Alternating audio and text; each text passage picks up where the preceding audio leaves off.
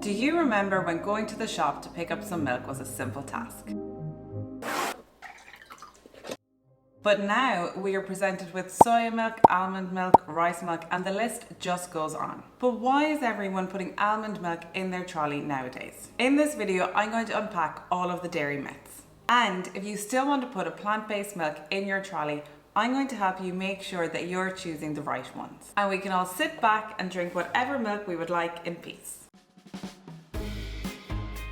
If you're new here, welcome. I'm Maria and I'm a board certified dietitian in Ireland and Bermuda. And I'm here to help you understand nutrition and find a way of eating that works for you. So if that sounds good, please give the video a thumbs up and don't forget to subscribe using the red subscribe button below, as it really helps support the channel and it keeps me motivated to keep making more videos. So plant-based alternatives to dairy are becoming a lot more popular, and they are an option for people who have allergies or intolerances, or for those who prefer a dairy-free alternative as a personal choice. Now on this channel, and my ethos as a dietitian, is that you choose to follow whatever diet you like.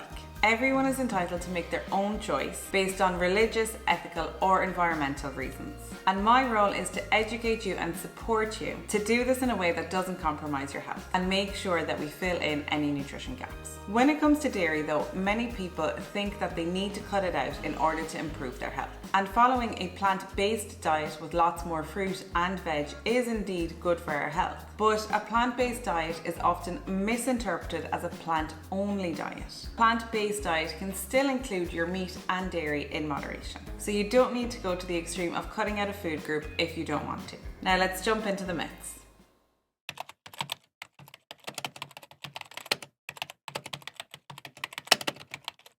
The first myth that I hear quite a lot is that humans are the only species to consume the milk of another species. Therefore, it is not natural and we should not be doing that. However, we are also the only species to sit here and watch a YouTube video, or do yoga, or cook our own food. But it doesn't mean that we stop doing any of these things. If it was, you could stop watching this video right now, but I'd prefer if you stayed here. All species instinctively seek out nutritious food because it is central to our survival. And around 7,000 years ago, humans realized that they could milk other animals to access a rich source of nutrients. And this is how dairy farming began. Other animals do not have the ability or the intellect to do this, but when they are presented with milk, they readily drink it. Like if you think of a cat given a saucer of milk. The next myth is that humans can't digest it. And yes, we can. Where people get confused is regarding the sugar in milk, which is called lactose. And to digest lactose, we need the enzyme lactase, which is produced in our small intestine. And all mammals, like horses, dogs, humans, we all produce this enzyme lactase. However, the gene to produce this is normally deactivated after weaning, when an animal stops consuming their mother's milk. However, in humans, as part of natural selection, when we started milking animals, a genetic adaptation occurred, which enabled the gene to stay activated. And scientists suggest that this was a survival advantage, to allow us to continue digesting milk for its rich nutrient source. We do interestingly see a geographic element to this. It's a trait that is seen in parts of the world where dairy farming really evolved. And in Europe, particularly Northern Europe, we had lots of dairy farming. So most Europeans produce plenty of lactase and are therefore able to digest the enzyme lactose. But as you start to get further south, so by the time that you get to Spain, only around 65% of people tolerate the lactose. You'll see in Greece as well, they may not be as well able to tolerate drinking milk, but they're well able to have their cheese and their yogurt. And that's because these are fermented, so it reduces some of the lactose. And in other parts of the world, it's very different. For example, I'm in Bermuda and we have a lot of a Caribbean and a Jamaican population. And lactose intolerance is much more common here because dairy farming wasn't something that was a big deal. And this brings me to my next point. If you have lactose intolerant, you should remove all dairy from your diet. And that is not the case either. So we've established if you're lactose intolerant, you don't have much of this enzyme lactase, but you probably still have some. And individual tolerance levels will vary. So in most cases, milk-based foods don't need to be completely avoided. They just need to be limited to the individual's tolerance level. You might not be having a glass of milk with an ice cream, but most people can consume some lactose. And it's good to do this as it helps promote tolerance. If you continue to cut it out, you will become more and more intolerant. Typically around 12 grams at a time of lactose can be tolerated. Some dairy foods have very little amounts of lactose in them anyway. Milk has a high amount of lactose. But when we look at fermented yogurts and cheeses, the fermentation has reduced the lactose. If it's a yogurt with live bacteria, the bacteria also digest the lactose, making these yogurts much easier for people to tolerate. I'm also just going to jump in here and let you know about my free recipe ebook, which I've linked in the description box below, which you can download, where I have lots of my favourite healthy recipes. The next myth is that dairy is fattening. And the idea that dairy makes you put on weight is simply not true. We actually know from studies that people that consume milk and yogurt in particular seem to have less problems with managing their weight. Butter and cream is a little bit different because that is mainly fat. And when we like these foods, we tend to use quite a lot of them. Portion control can be a little bit more difficult. But weight is such a complex issue, and there is nothing in dairy that is magically making your body store fat. The next myth, and great news for some, is that dairy raises cholesterol. So we know that saturated fat raises cholesterol, so fat from things like your butter, your cream, your takeaways, your fatty meats, your pastries, your cakes. And dairy foods, they do also contain saturated fat. However, new research is highlighting that there may be more to these dairy products than just their saturated fat content. The combination of other nutrients in them, like the calcium, the potassium, and the phosphate, seem to be having a protective effect, almost counteracting the saturated fat. Now, if you do have high cholesterol or you're trying to manage your weight, the guidelines still recommend choosing the low-fat dairy. But if you're the kind of person who just has a drop of milk in their tea, it's not something I would be too worried about. If you're anything like some of my brothers who could drink 2 litres of milk in a day, then it might make sense to switch to the low-fat version, because then this will obviously have quite a difference. But there is a big difference from consuming saturated fat from some Greek yogurt in comparison to a greasy takeaway. Butter and cream are the big culprits here because they are mainly saturated fat. They don't have any of the other protective nutrients like the calcium. They are ones that you need to be watching out for, particularly if you do have high cholesterol. But when we look closer at milk, full fat milk is only 4% fat, so it's not actually a high fat food to begin with. Low fat is around 2% and skimmed milk might be 0 to 1%. When you compare this to butter, which is around 80% saturated fat.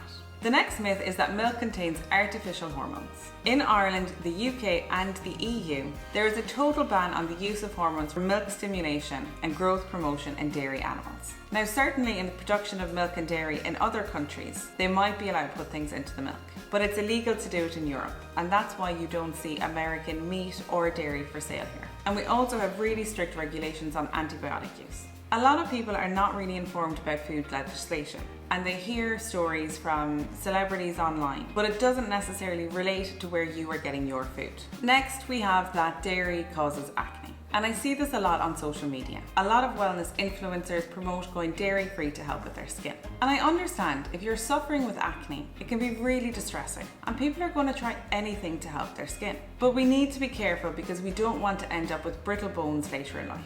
And in fact, dairy is a source of nutrients that have many established roles in normal skin health, such as vitamin B2 and iodine. And acne is complex. It can be influenced by genetics, skin type, and hormones. A simple explanation of acne being caused by any one single food is unlikely. So if you are suffering with your skin, I urge you not to take the approach of demonizing one food. Now, there is research that has concluded that for some people who drink 2 or more glasses of milk per day, particularly skimmed milk, are more likely to suffer from breakouts. The proposed mechanism is that dairy milk does have a naturally occurring hormone IGF-1, and this may be what's triggering the acne breakouts. And skimmed milk has a higher level of this IGF-1 hormone. Cheese and yogurt don't have as much due to the way they've been processed, so we don't need to worry about them. My advice is that if you do really think that dairy is a culprit and you want to remove it, consider a visit to a dietitian or a doctor first. You should never cut out a whole food group without making sure your diet is balanced in some other way. But what you can then do is trial removing it for 4 weeks, and don't make any other changes during these 4 weeks. Don't change your skincare regime, try not to change your stress levels, and try not to change anything else with your diet. Take pictures of your skin before and after, and then reassess in 4 weeks. Did removing the dairy help? If it didn't, you can conclude that dairy was not the culprit and you can add it back into your diet.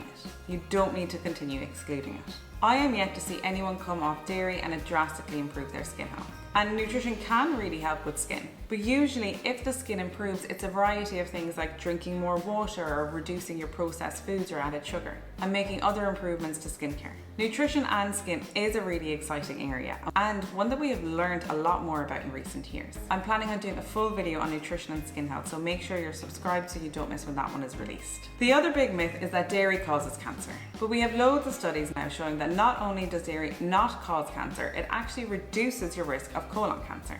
People who drink milk and eat yogurt get less colon cancer than those who don't. There's also no link with dairy and breast cancer, which is another one I hear speculated about a lot. But if you are interested in dairy and cancer, the EPIC study is a really good one, so I'll link that down below. Now this one is important. The myth that dairy alternative drinks are as nutritious as cow's milk.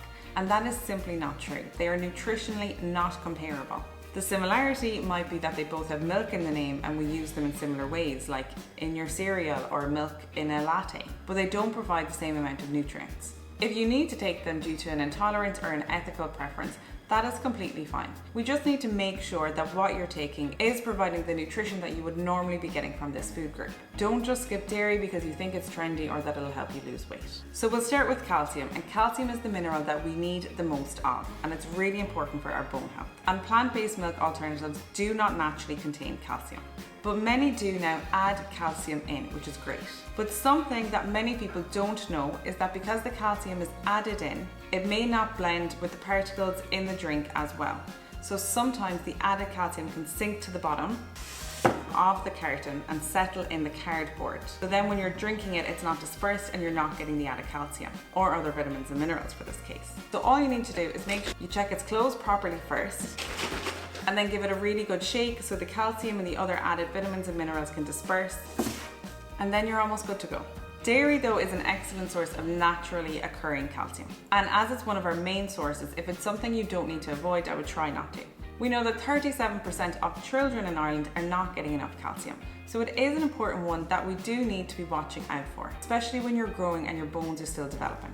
And it's a big myth that we can get enough calcium from green veg. Most of us would be needing to eat 25 servings of broccoli a day, 120 bags of spinach, and almost 200 almonds to get our daily calcium needs. And I don't think that's really realistic for many people. The next nutrient that we all forget about is iodine. And our main sources of iodine in the diet are fish and dairy. So if you cut out dairy and you don't eat much fish, you're really going to run into trouble. It's a nutrient of concern at the moment in Ireland. Many of us do not get the recommended 150 micrograms a day.